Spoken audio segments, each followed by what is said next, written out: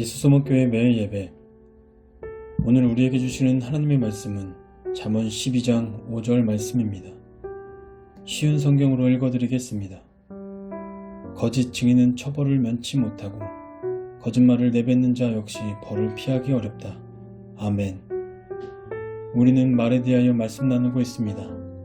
오늘의 주제, 거짓말을 쏟아내다. 쏟아낸다는 은유를 직역하면 숨 쉴 때마다 거짓말이라는 뜻으로 거짓말이 얼마나 가지각색이며 거짓말하는 자가 얼마나 쉽게 거짓말을 하는지 일깨워줍니다. 거짓말의 종류는 하도 많아서 온종일 계속되는 거짓말도 가능합니다. 예의상의 거짓말은 저도 꼭 가고 싶은데 선약이 있어요 라고 말합니다.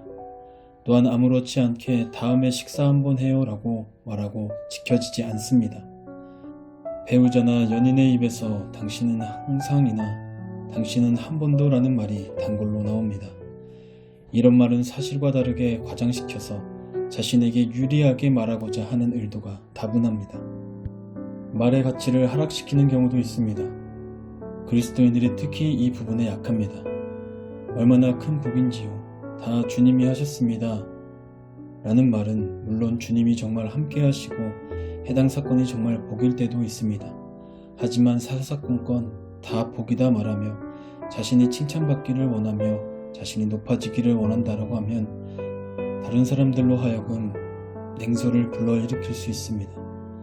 또한 상대방의 마음을 공감해 주기는커녕 기도해라는 말로 상대방의 마음의 문을 닫게 하고 예의상 기도하겠습니다 말하며 진실하게 기도하기보다는 그 현장을 일단 피하려 하는 경우들이 있습니다. 이러한 말들은 하나님께서 우리에게 다른 이를 위하여 중보하며 다른 이의 마음을 위로할 수 있도록 주신 큰 은혜의 가치를 떨어뜨리는 말들입니다. 우리 주님께서는 핍박이 있으실 것을 아심에도 자신의 일들을 숨김없이 말씀하셨습니다. 성전을 3일 만에 지으실 것과 죄를 사할 권세를 가지신 것과 자신이 하나님의 아들이심을 밝히 말씀하셨습니다. 고난이 예고된 상태에서도 말입니다. 그러므로 우리도 다른 의도가 아닌 선하고 진실한 의도로 늘 말하는 습관을 가져야 합니다. 예컨대 친구의 생활 방식을 오히려 지적해줘야 하는데도 친구를 비유하려고 반복하는 거짓말과 자신의 신앙을 포장하기 위하여 반복적인 거짓말들을 이제는 버려야 합니다. 그러므로 예수님의 형상을 닮아 성령님의 인도하심 가운데 늘 진실한 말, 살리는 말, 축복의 말들을 쏟아내시는 저와 여러분들 되시기를 주님의 이름으로 축복합니다. 기도하시겠습니다. 주님, 제 혀는 죄가 심히 많습니다.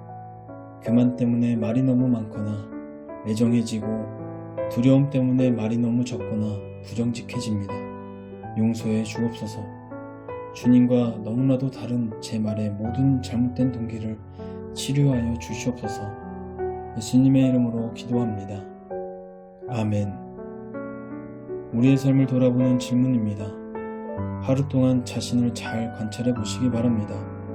진실을 과장하거나 비틀거나 숨기거나 얼버무릴 때가 얼마나 많으십니까? 또한 신앙의 포장을 위하여 거짓말하는 것이 아니라 진실하게 주님 앞에 나아가고 있는가?